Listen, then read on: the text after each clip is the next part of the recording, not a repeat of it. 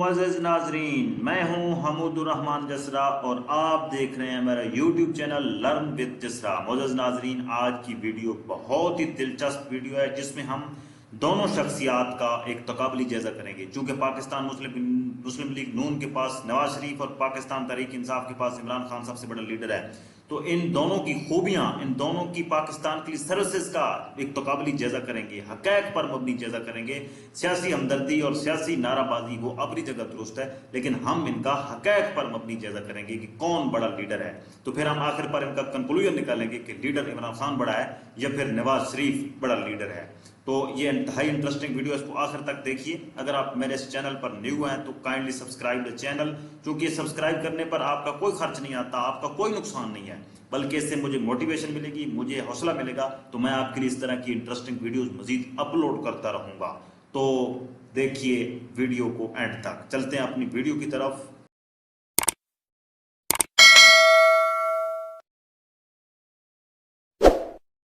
मुअज़्ज़ज़ नाज़रीन, आपकी हमदर्दियाँ चाहे इमरान खान साहब के साथ हैं या मियाँ मोहम्मद नवाज शरीफ साहब के साथ हैं, मुझे उनकी कदर है, मैं उनकी रिस्पेक्ट करता हूँ। और बहैसियत पाकिस्तानी, बहैसियत सिटीज़न ऑफ पाकिस्तान, आपका राइट है कि आप अपनी मर्ज़ी की पॉलिटिकल पार्टी ज्वाइन करें, अपने मर्ज़ी के लीडर को पसंद करें। ठीक है। आज हम वीडियो जो रिकॉर्ड करने जा रहे हैं, हमारा मकसद दोनों की कुछ अचीवमेंट्स का जिक्र करना है, ताकि आप ये बखूबी अंदाज़ा कर सकें कि पाकिस्तान के लिए ज़्यादा सर्विसेज किस शख्स की हैं। तो मदद नाजरीन, दो सूरतें होती हैं, यानी दो पैमाने हैं दोनों की शख्सियात को परखने के लिए, दोनों की अचीवमेंट्स को देखने के लिए। दो मुख्तलिफ डायमेंशंस हैं, दो मुख्तलिफ पैमाने हैं, पैरामीटर हैं। एक है दोनों की पर्सनल लाइफ। पर्सनल लाइफ से मुराद यह है कि उनकी लाइफ जब वो वज़ीर आज़म नहीं थे। दूसरी है कि उनकी लाइफ पीरियड 5 साल है, 10 साल है, जितना भी बनता है। नवाज शरीफ का तकरीबन 9 साल बनता है और इमरान खान का तकरीबन 4 साल 3 साल बनता है बहसीत वजीर आजम। दूसरा हम देखेंगे कि बहसीत वजीर आजम उन्होंने पाकिस्तान के लिए क्या किया। तो मोअज़्ज़ज़ नाज़रीन, अच्छा तो वही होता है जो अपने मुल्क और कौम के लिए कुछ करे, चाहे वो पर्सनल लाइफ में करे या बहसीत वजीर आजम वो करे। लेकिन वजीर अजम जब आप बनते हैं तो फिर तो आप पर ड्यूटी ड्यूटी लागू हो जाती है, आप पर फर्ज लागू हो जाता है, यानी आप पर फर्ज हो जाती है कौम और मुल्क की खिदमत। अगर आप नहीं करेंगे तो आप गुनाहगार ठहरेंगे और मुल्क और कौम के मुजरिम ठहरेंगे। मुअज़्ज़ज़ नाज़रीन, पर्सनल लाइफ से शुरू करते हैं, इमरान खान साहब की पर्सनल लाइफ से। इमरान अहमद खान न्याजी का जब हम नाम सुनते हैं तो हमें सबसे पहले 92 का वर्ल्ड कप और क्रिकेट की याद ताज़ा हो जाती है। तो मुल्क पाकिस्तान ने वनडे इंटरनेशनल क्रिकेट मैच जो टूर्नामेंट था उस वक्त, वर्ल्ड कप जो था, 92 में पहली बार जीता। और उसके बाद अभी तक हमने कोई world cup, one day world cup नहीं जीता। 20 वर्ल्ड कप हमने एक दो जीते हैं, लेकिन वनडे वर्ल्ड कप हमने अभी तक नहीं जीता। यानी वनडे वर्ल्ड कप जीतना बहुत बड़ा, एक आप कह लें कार हाय नुमाया है, बहुत बड़ी कामयाबी है। तो इमरान खान साहब उस वक्त क्रिकेट टीम के कप्तान थे, तो उन्होंने ये वर्ल्ड कप जीत कर 92 का पूरे मुल्क और कौम का जो है ना सर फखर से बुलंद किया, और इसको तारीख आज भी याद रखती है। तो ये इमरान खान साहब का ये अचीवमेंट है जब वो वज़ीर आज़म नहीं थे मुल्क पाकिस्तान के लिए। ज़ाती कैपेसिटी में मसलन एक बंदे ने अचीवमेंट, मतलब मेहनत करके गाड़ी ले ली अपने लिए या अपने लिए बंगला बना लिया या कोठी बना ली, वो कोई अचीवमेंट नहीं होती। मैं उन अचीवमेंट की बात करूंगा जो मुल्क पाकिस्तान के लिए। तो वर्ल्ड कप जीत कर आना क्या मुल्क पाकिस्तान के लिए अचीवमेंट नहीं है मोअज़्ज़ज़ नाज़रीन? बिल्कुल है, यकीनन है। इसको एक्सेप्ट करना चाहिए, चाहे आप इमरान खान को पसंद करते हैं या नहीं करते, आपको एक्सेप्ट करना चाहिए। और मियाँ मोहम्मद नवाज शरीफ की जो खूबियाँ हैं, जो उनके जो मुस्बत इकदाम हैं, इमरान खान के जो फॉलोअर्स हैं, जो पीटीआई के वोटर्स हैं, उनको भी एक्सेप्ट करने चाहिए। यानी आपके अंदर एक हौसला होना चाहिए। आप अच्छे इंसान तब बनते हैं। जो तरक्की याफ्ता ममालिक हैं वो तरक्की इसीलिए करते हैं कि वो चीज़ों को एक्सेप्ट करते हैं। उसके बाद इमरान खान साहब की दूसरी अचीवमेंट जो है वो शौकत खानम मेमोरियल हॉस्पिटल है, कैंसर हॉस्पिटल। तो ये उन्होंने अपनी वालदा मोहतरमा की डेथ पर बनाया था। शौकत खानम को कैंसर हुई थी। ये इमरान खान साहब की वालदा साहिबा थी, अल्लाह पाक उनकी मग़फ़िरत करे। उनको कैंसर हुई थी और वो कैंसर से उनकी मौत वाक़ हो गई। तो इमरान खान साहब को दुख हुआ कि गरीब लोग क्या करते होंगे बेचारे। उन्होंने पूरी दुनिया से जो है ना वो फंड्स इकट्ठे किए, डोनेशन जो है वो उन्होंने ली, और उसके बाद उन्होंने शौकत खाना मेमोरियल कैंसर हॉस्पिटल बनाया। और ये Shaukat Khanum memorial cancer hospital की ब्रांच लाहौर में और एक पेशावर में है और अब कराची में बन रहा है। तो ये पूरे पाकिस्तान में रिसर्च सेंटर जो है कैंसर के एतबार से सबसे बड़ा रिसर्च सेंटर है कैंसर के हवाले से। और कैंसर जो है और आज के दौर में छोटे छोटे बच्चों को भी होती है और हर इंसान को हो रही है। इसकी वजूहत बहुत सारी हैं, वो किसी दिन किसी और वीडियो में हम डिस्कस करेंगे। इसके बाद जो है इमरान खान साहब की जो पर्सनल कैपेसिटी में जो सर्विस है वो नमल कॉलेज या नमल एजुकेशनल इंस्टीट्यूशन है। ये नमल आजकल तो इसको नमल यूनिवर्सिटी है। ये बेसिकली इमरान खान साहब ने ये 2004 में बनाया है, सॉरी 2008 में।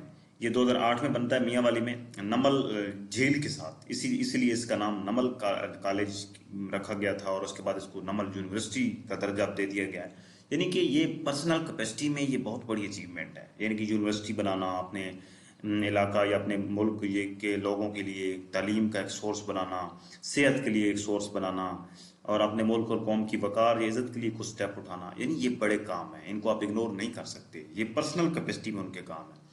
तो ये काम उस वक्त के हैं जब वो इमरान खान साहब वज़ीर आज़म नहीं थे। तो मैं समझता हूँ कि ये बड़ी अचीवमेंट्स हैं जब वज़ीर आज़म नहीं थे। उसके बाद मोअज़्ज़ज़ नाज़रीन, नवाज़ शरीफ साहब की अगर बात करें तो मियाँ मोहम्मद नवाज़ शरीफ साहब के मुतल्लिक मैंने जो रिसर्च की, जो मैंने बहुत कुछ तलाश करने की कोशिश की, तो मैंने जितना रिकॉर्ड देखा उनकी गवर्नेंस के मुतल्लिक, उनकी वज़ीर आज़म जो प्राइम मिनिस्टरशिप जो है, उनकी जो टेन्योर है, 3 दफ़ा जो कि वो वज़ीर आज़म रहे हैं, उनके मुतल्लिक इन्फॉर्मेशन आती हैं उनके। और ज़्यादातर इंफॉर्मेशन आती हैं कि इनका उस वक्त 2021 तक नवाज शरीफ जो है पाकिस्तान के अमीर तरीन लोगों में इनको शुमार होता है। चूँकि स्टील मिल और इत्तेफाक फाउंडेशन वगैरह जो हैं नवाज शरीफ साहब के वालिद साहब जो थे मियाँ मोहम्मद शरीफ, और बेसिकली तो उन्होंने मजदूरी से काम शुरू किया। उसके बाद वो आहिस्ता आहिस्ता बहुत बड़े बिजनेसमैन बने और मियाँ मोहम्मद शरीफ के अपने हाथ के लगाए हुए ट्यूबवेल इस वक्त भी टेरेस मिल खान में चंद जगह पर मौजूद हैं। तो मैं समझता हूँ कि यानी कि उन्होंने एक मजदूरी करके एक बिजनेसमैन बने, हक हलाल की कमाई की। उसके बाद जो है ना नवाज शरीफ जब पैदा हुए, नवाज शरीफ जो थे एक अमीर वालिद के घर पैदा हुए। चूँ पहले तो वो गरीब थे लेकिन बाद में बिजनेसमैन बने। उन्होंने स्टील मिल्स, इत्तेफाक मिल्स, शुगर मिल्स, बहुत बड़ी बड़ी यानी कि बिजनेसमैन बन गए। तो यानी नवाज शरीफ जो थे, नवाज शरीफ ने अपना आगाज़ जो किया है वो किया है ज़ियाउल हक दौर से। लेकिन नवाज शरीफ ने पर्सनल कैपेसिटी में पाकिस्तान के लिए क्या किया है, मुझे कम अज़ कम कुछ भी ऐसा नहीं मिला कि जो मैं मेंशन कर सकूं इस वीडियो में कि नवाज शरीफ ने पर्सनल कैपेसिटी में ये खैराती काम किया है, ये पब्लिक वेलफेयर के लिए ये काम किया पर्सनल कैपेसिटी में।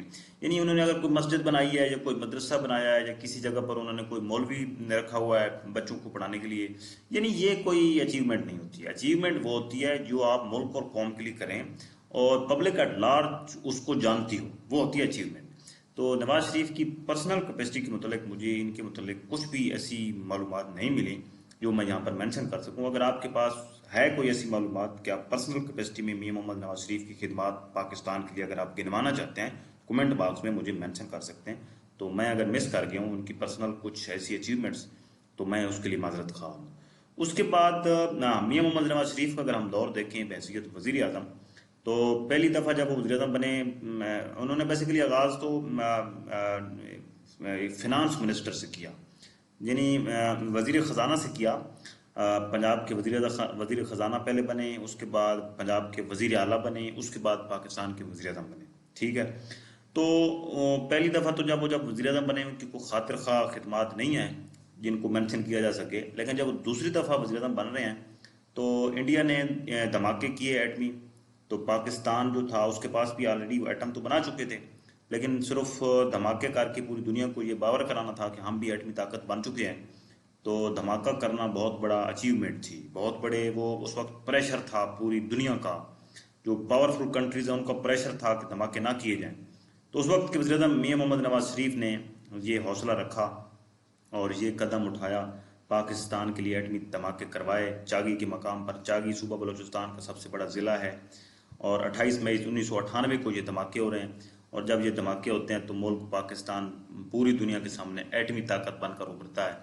तो एटमी यानी नवाज शरीफ का ये कदम ऐसा इकदाम है जिसको तारीख जिसको पाकिस्तानी कौम ताक़यामत याद रखेगी। यानी इसको आप इग्नोर नहीं कर सकते। अगर आप इसको इग्नोर करेंगे या इसको अहमियत नहीं देंगे तो आपके अहमियत ना देने से कोई फर्क नहीं पड़ता। लेकिन ये एक ऐसी अचीवमेंट है जिसको कोई शहरी भी कोई शहरी भी इसको इग्नोर नहीं कर सकता, क्योंकि पाकिस्तान का तहफ़्फ़ुज़ जो है, पाकिस्तान जितनी गरीबी की हालत में क्यों ना हो, पाकिस्तान किसी भी ताकतवर से ताकतवर तरीन मुल्क को आंखें दिखा सकता है। क्यों? कि पाकिस्तान एटमी ताकत है भाई। तो आज हम सारे जो है ना पाकिस्तान के शहरी जो बदमाशी करते हैं इधर उधर बाकी ममालिक के सामने सर नहीं झुकाते खामखा, उसकी वजह क्या है? उसकी वजह यही एटमी ताकत है। हमारे पास ताकत है, एटम की ताकत है। तो हम किसी भी गैर मुस्लिम कुव्वत के सामने नहीं झुक सकते। हमारे हमारे पास एक हथियार है, एक एटम बम है। तो हम किसी भी मुल्क को उड़ा सकते हैं। ठीक है, यानी ये एक ऐसी अचीवमेंट है। ये जो अगर पाकिस्तान जो है वो सारी ज़िंदगी भी हम नवाज शरीफ का ये एहसान नहीं उतार सकते इस अचीवमेंट के हवाले से। तो जुल्फ़िकार अली भुट्टो का नाम मेंशन करना भी बहुत ज़रूरी है, उनकी हक तलफी होगी। उन्होंने तो बेसिकली ये आगाज़ किया था एटमी पावर प्लांट का।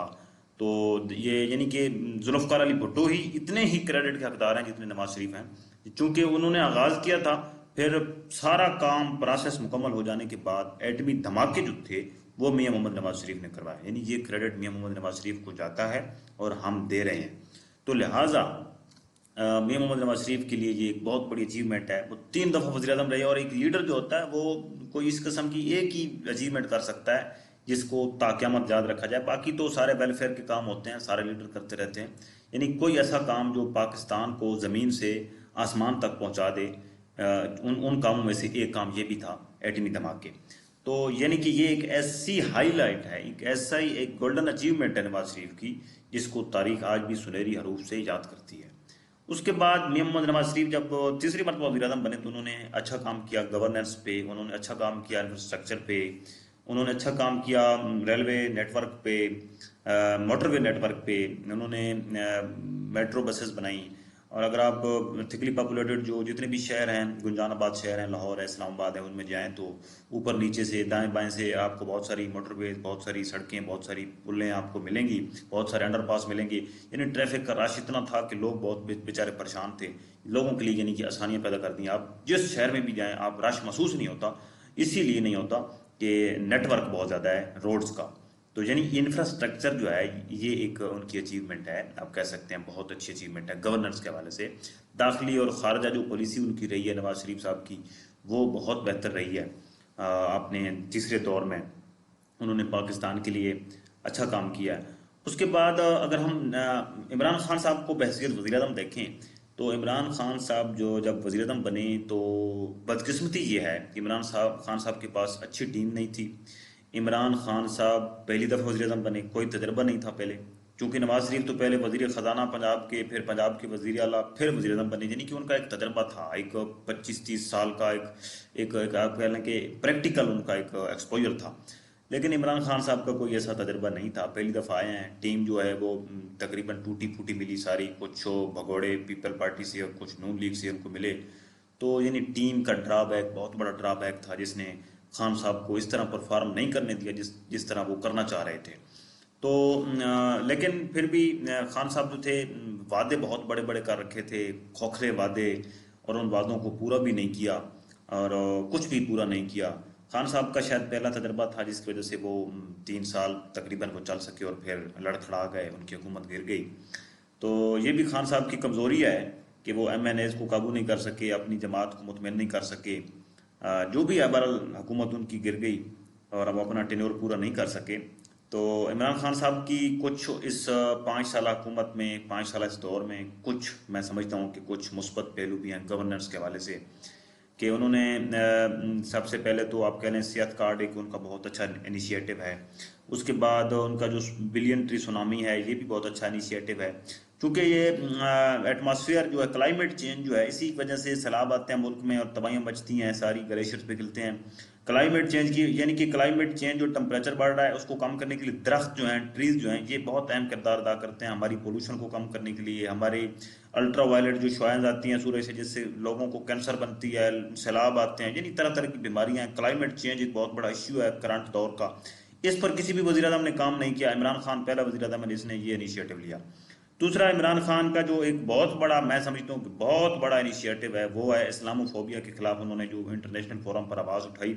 और यूएन ने, यूनाइटेड नेशन ने 15 मार्च यानी 15 मार्च को इंटरनेशनल डे रख दिया है कि इस्लामोफोबिया के खिलाफ 15 मार्च को इंटरनेशनल डे अब मनाया जाएगा। तो ये इंटरनेशनल डे इमरान खान साहब की कोशिश से रखा गया। तो उसके बाद इमरान खान साहब ने यानी कि क्लाइमेट चेंज के मतलब अच्छा इकदाम किए। सेहत कार्ड इनका अच्छा इकदाम है। बाकी गवर्नेंस जो है कोई इतनी, मैं समझता हूँ कि इंफ्रास्ट्रक्चर पर कोई काम नहीं हुआ। उसके बाद खारजा पॉलिसी इतनी बेहतर नहीं थी, नवाज शरीफ की निस्बत कम बेहतर है। और दाखिली जो एक पॉलिसी है वो भी इतनी बेहतर नहीं थी, चूंकि पंजाब में उस्मान बुज़दार साहब बैठे रहे वज़ीर आला। उन्होंने कोई ख़ास काबिल कदर गिरां कदर खिदमात नहीं दी जिनको सूबा पंजाब याद कर सके। सूबा पंजाब के लोगों में उस वक्त टिड्डी दल का अजाब आया, कोरोना वायरस आया, लोगों को कोई रिलीफ नहीं मिला। बेचारे किसान जो है वो भूखे प्यासे, उनको कोई रिलीफ नहीं मिला। और इसके बाद अगर हम दोनों की एक शख्सियत का मवाजना करें, तो इमरान खान साहब जितने भी इंटरनेशनल ममालिक में गए हैं, दौरे पर गए हैं, उन्होंने शलवार कमीज में वो गए हैं। और उन्होंने, इमरान खान साहब का कॉन्फिडेंस लेवल जो है वो नवाज शरीफ से बेहतर है। कम्युनिकेशन स्किल इंग्लिश में भी इमरान खान साहब की ज़्यादा बेहतर है। शायद उसकी वजह यह है कि मगरबी दुनिया में उन्होंने अच्छा वक्त गुजारा है, ज़्यादा वक्त गुजारा है। तो यानी आपने मोअज़्ज़ज़ नाज़रीन बहुत देखा कि पर्सनल कैपेसिटी में दोनों की खिदमात और बहसियत वज़ीर आज़म, ये नवाज शरीफ को एक एज जाता है। एज वो ये है कि नवाज शरीफ 3 दफ़ा वज़ीर आज़म रहा है। तो 3 दफ़ा वज़ीर आज़म रहना और एक दफ़ा पहली दफ़ा हाथी तौर पर वज़ीर आज़म बन जाना, और फिर यानी कि आप कारकर्दगी को अगर मैच करना शुरू कर दें बहसियत वज़ीर आज़म, तो यकीनन नवाज शरीफ की बेहतर होगी। उसकी वजह है कि उनका तजर्बा ज़्यादा है, उनका एक उनका आप कह लें एक्सपोजर ज़्यादा है। तो इमरान खान साहब का पहली दफ़ा थे वो। अब उम्मीद की जा सकती है कि इमरान खान साहब अगर आए दूसरी मरतबा या तीसरी मरतबा, तो वो बहुत अच्छा परफॉर्म करेंगे, उम्मीद कर सकते हैं। मोअज़्ज़ज़ नाज़रीन, आप भी कमेंट बॉक्स में अपनी राय दे सकते हैं कि आपकी नज़र में अच्छा लीडर कौन सा है। तो मेरे पास जो फैक्ट्स थे, जो हक़ाइक़ थे, मैंने आपके साथ मनोवन शेयर कर दिए, पूरी दयानतदारी के साथ शेयर किए। मैंने कोई जानबदारी अख्तियार नहीं की। दोनों लीडर हैं, हमारे मुल्क के दोनों असास हैं। और ये हकीकत है कि पाकिस्तान तहरीक इंसाफ इमरान खान की वजह से और पाकिस्तान मुस्लिम लीग नून मियां मोहम्मद नवाज शरीफ की वजह से हैं। और पाकिस्तान मुस्लिम लीग नून जितना वोट है वो मियां मोहम्मद नवाज शरीफ का है। कोई शहबाज शरीफ का वोट नहीं है, कोई मरियम बीबी का वोट नहीं है, सिर्फ नवाज शरीफ का वोट है। तो मैं समझता हूँ कि दोनों ये लीडर हमारे असासा हैं। और एक दूसरे को बर्दाश्त करना सीखें, एक दूसरे की खूबियाँ खामियों को एक्सेप्ट करना सीखें। तो यही यही एक रास्ता है जिस पर चलकर हम तरक्की कर सकते हैं। तो अगर आप पीटीआई के वोटर हैं या पीटीआई के चाहने वाले हैं, तो इसका ये मतलब नहीं है कि आप मुस्लिम लीग नून को हकीर समझना शुरू कर दें या उनको गालियां देना शुरू कर दें। अपने अंदर बर्दाश्त पैदा करें। तो आप भी इस कमेंट बॉक्स में अपनी राय शेयर कर सकते हैं, आपकी राय का एहतराम किया जाएगा। मिलते हैं अगली वीडियो में। अल्लाह।